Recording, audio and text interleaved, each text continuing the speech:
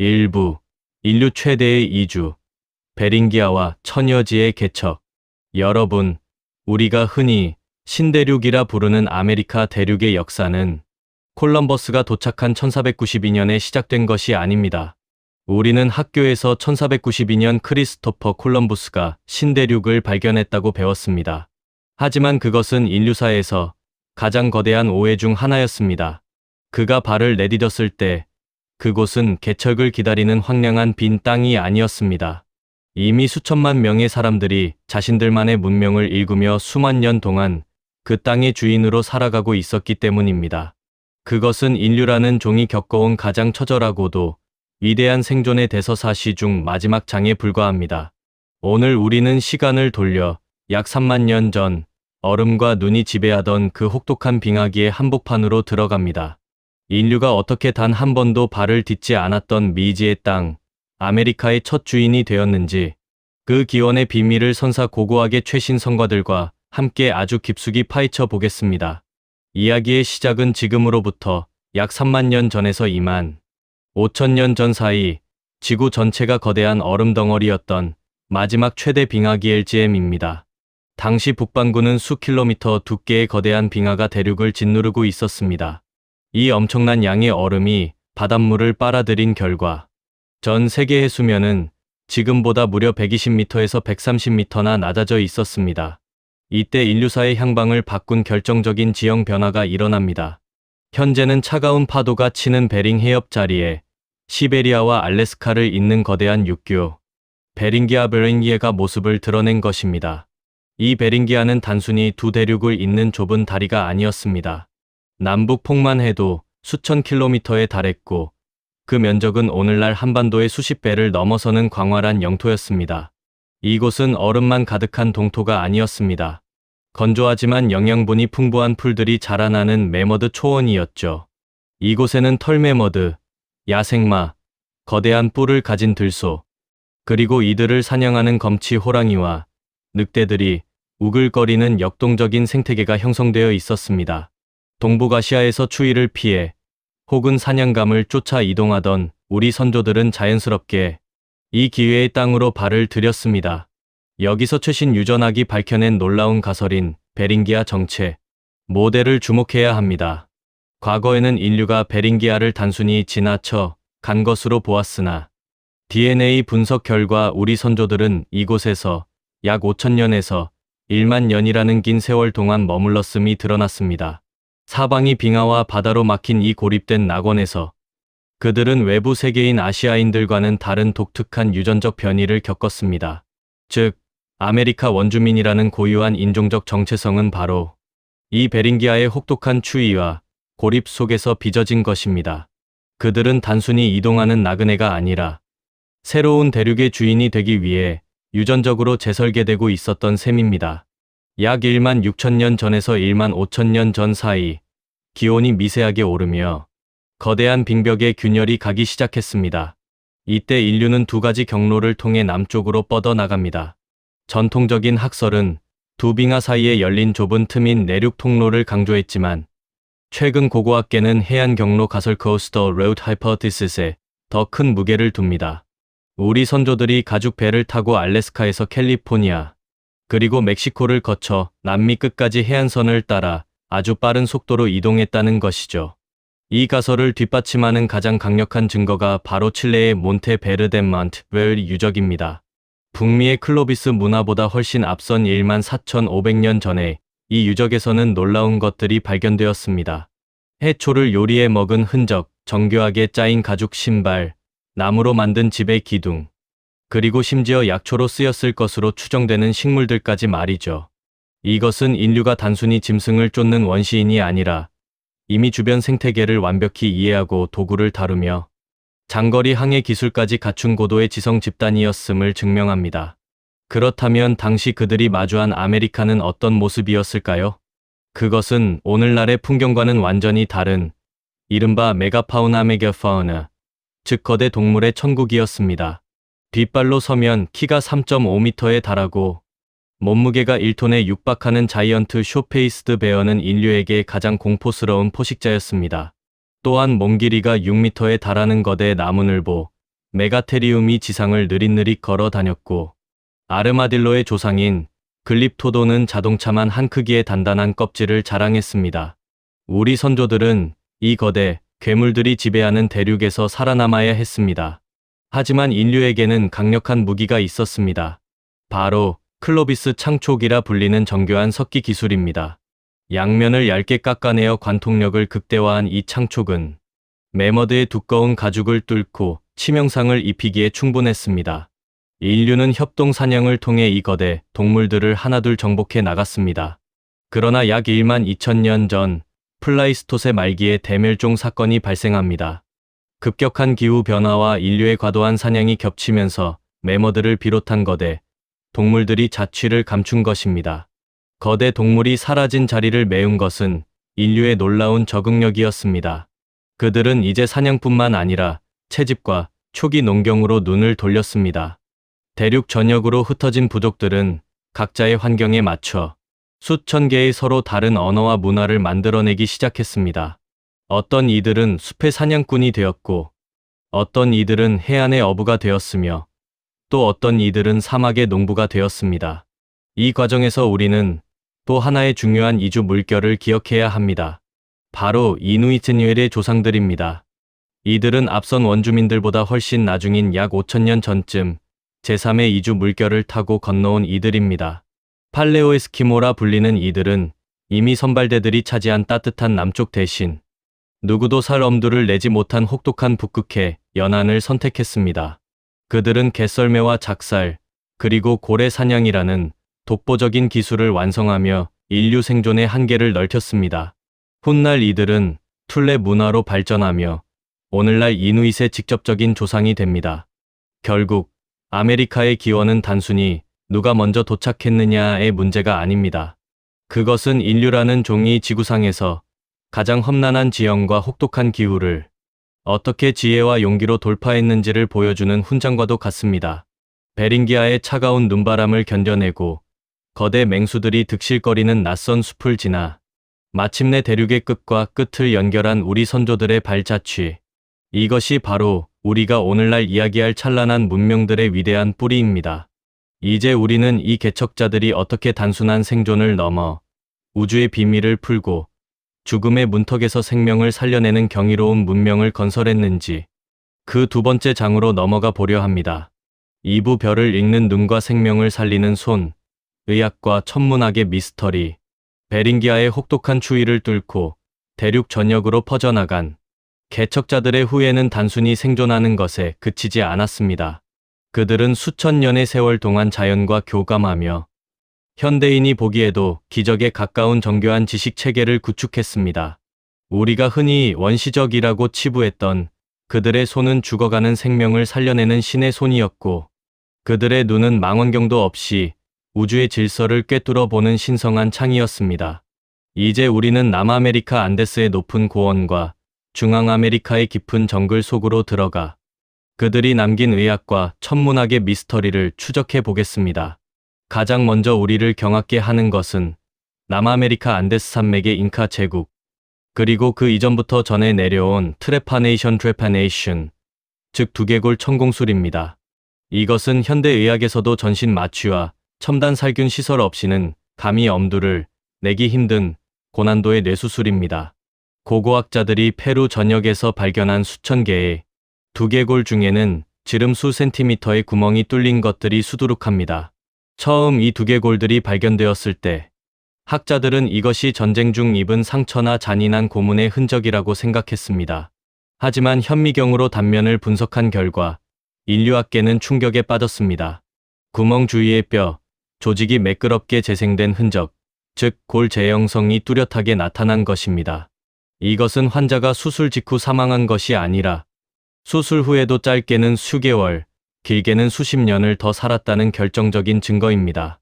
800여 점의 두개골을 전수조사한 결과 잉카 시대의 수술 생존율은 무려 80%에서 90%에 육박했습니다. 이 숫자가 얼마나 대단한 것인지 비교해 볼까요? 잉카 문명으로부터 수백 년 뒤인 19세기, 현대의학의 기틀이 잡혔다던 미국 남북전쟁, 당시 군의관들이 시행한 두개골 수술의 생존율은 고작 40%대였습니다. 소독 개념이 희박했던 근대 유럽보다 수천 년 전의 아메리카 원주민들이 훨씬 더 안전하고 정교하게 사람의 머리를 열고 닫았다는 뜻입니다. 그들은 이미 사포닌 성분이 풍부한 식물을 다려 수술 부위를 세척하는 천연 소독법을 알고 있었고, 코카 잎을 씹어 통증을 잊게 하는 고도의 마취 기술을 보유하고 있었습니다. 흑요석이나 청동으로 만든 날카로운 투미지우밍, 팔로 내막을 건드리지 않고 정교하게 뼈만 깎아내는 그들의 손길은 그 자체로 고도의 과학이었습니다. 이제 시선을 북쪽으로 돌려 중앙아메리카, 유카탄반도의 깊은 밀림 속 마야 문명으로 가보겠습니다. 그곳에는 돌로 쌓아 올린 거대한 천문대 엘 카라콜로 캐레컬이 우뚝 솟아 있습니다. 마야인들에게 하늘은 신들의 전쟁터이자 거대한 시계였습니다. 그들은 망원경 하나 없이 오직 맨눈과 두 개의 막대기를 겹쳐 만든 간단한 도구만으로 우주의 비밀을 풀어냈습니다. 마야의 수학과 천문학은 당시 지구상의 그 어떤 문명보다 앞서 있었습니다. 그들은 유럽보다 수백 년 앞서 영즈러의 개념을 발견했고, 이를 바탕으로 20진법이라는 복잡한 계산 체계를 완성했습니다. 이 수학적 토대 위에 그들이 계산해 낸 금성의 공전 주기는 584일로 현대 과학이 정밀 측정기로 계산한 값과 비교했을 때 500년 동안 단 2시간의 오차밖에 나지 않습니다.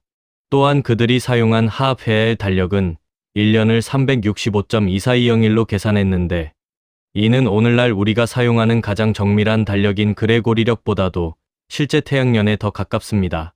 마야인들에게 천문학은 단순한 과학이 아니라 종교적 의무였습니다. 그들은 시간을 신성한 에너지의 흐름으로 보았고, 특정 행성의 위치에 따라 국가의 운명을 결정했습니다. 치첸 이트사의 쿠쿨칸 피라미드는 그 지식의 결정체입니다. 춘분과 추분이 되면 지는 햇빛이 피라미드, 계단의 난간을 비추어 마치 거대한 깃털 달린 뱀 쿠쿨칸이 하늘에서 지상으로 내려오는 듯한 착시 현상을 일으킵니다. 이는 건축가가 태양의 고도와 방위각을 분 단위까지 정확히 계산하지 않았다면 절대 불가능한 설계입니다.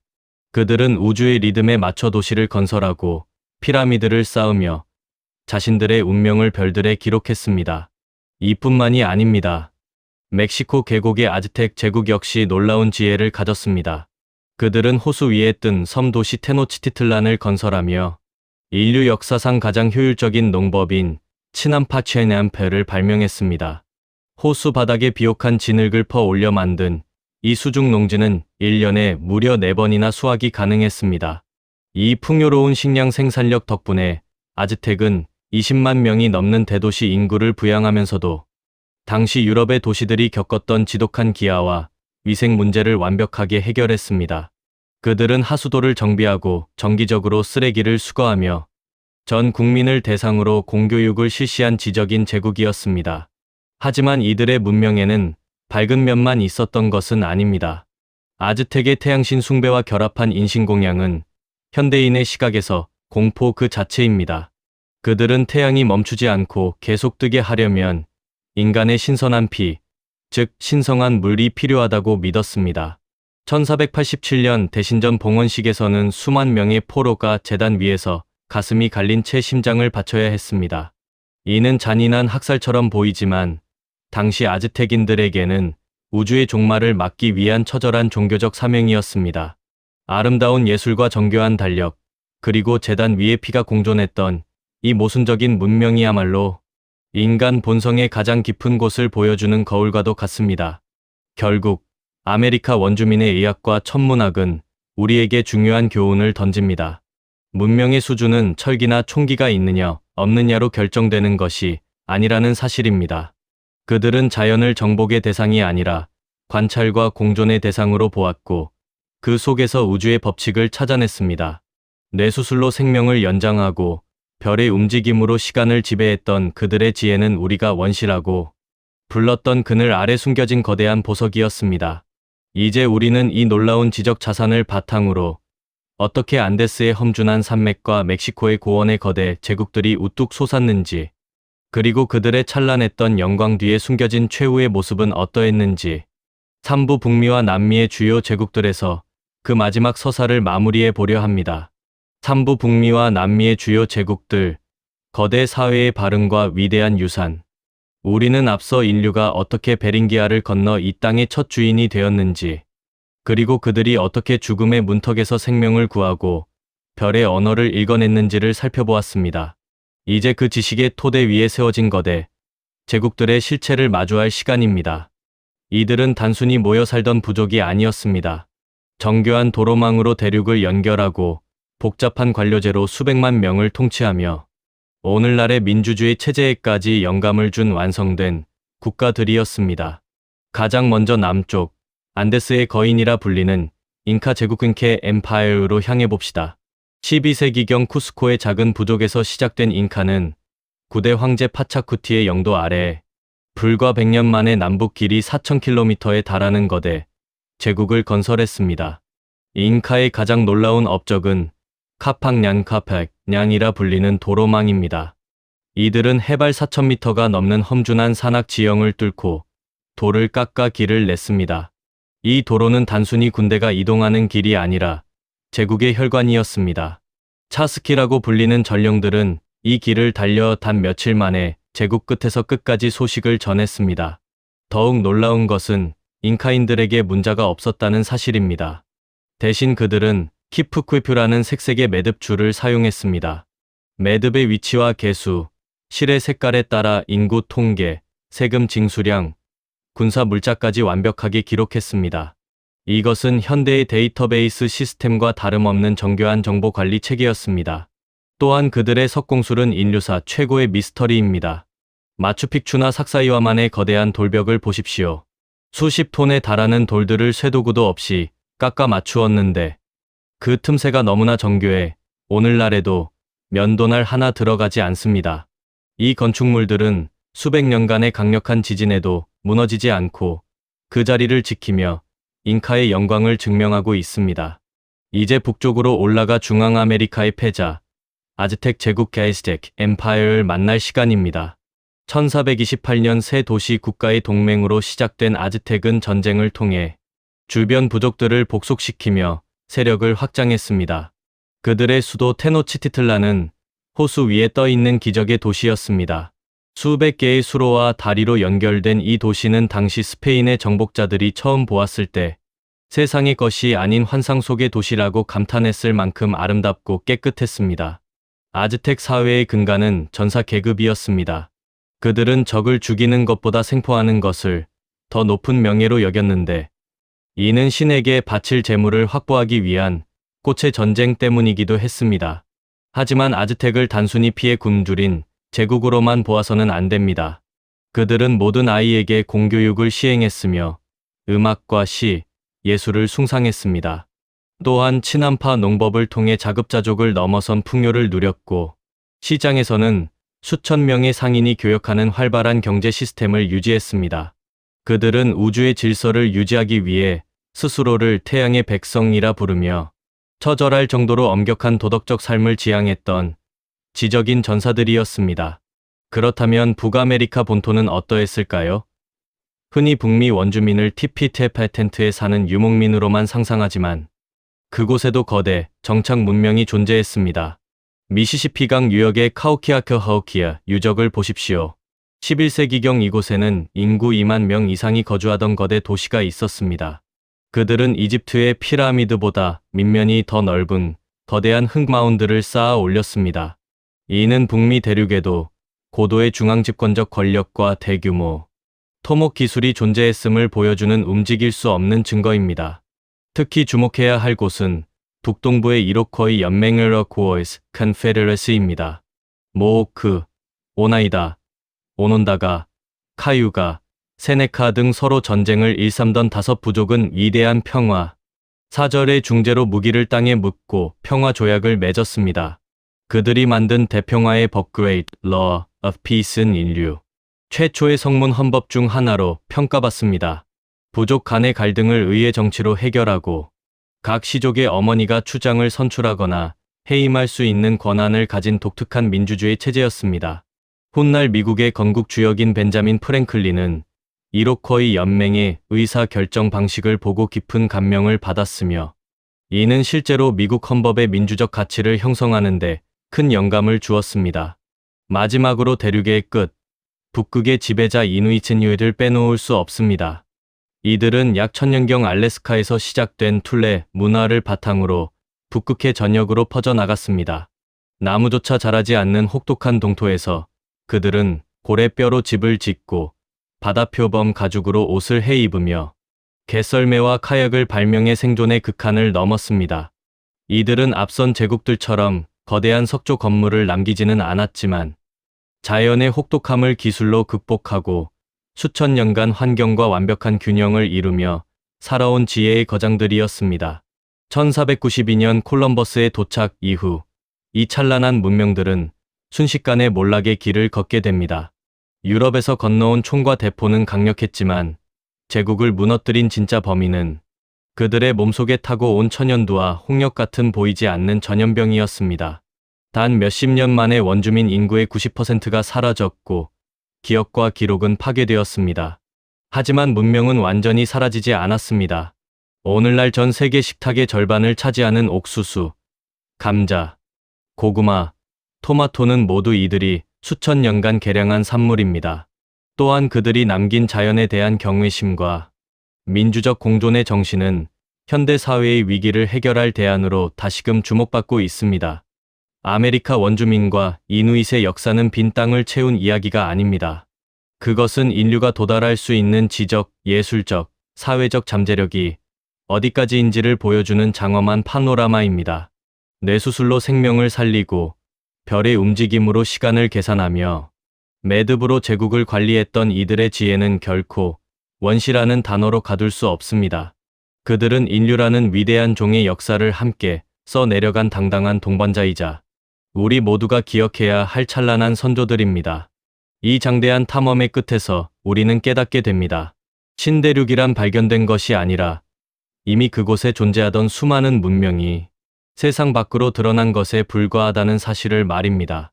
오늘 우리가 함께 나눈 이 이야기가 아메리카 대륙의 진정한 주인이 누구였는지를 다시 한번 생각해보는 소중한 시간이 되었기를 바랍니다. 감사합니다.